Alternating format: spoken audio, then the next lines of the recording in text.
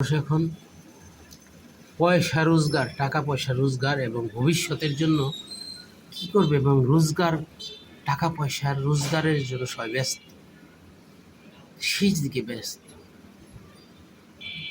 বিশ্বাস, আস্থা, সম্পর্ক এইসব কোনো বিষয়বস্তু না, সবাই রুজি রোজগার।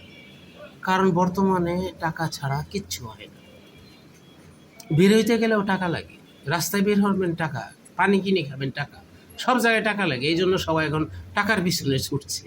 কিসের সম্পর্ক, কিসের রিলেশন? টাকার পিছনে ছোট, রিলেশন তোমার পিছনে ছুটবে, সম্পর্ক তোমার পিছনে ছুটবে, টাকা কামাও। এখন সবাই তো আর ওই পর্যায়ের না। আমার আজকে 500 টাকা রোজগার হয়েছে, আলহামদুলিল্লাহ, আমার আর দরকার নেই। কারো 50 লাখ টাকা হয়েছে রোজগার, তার আরও দরকার।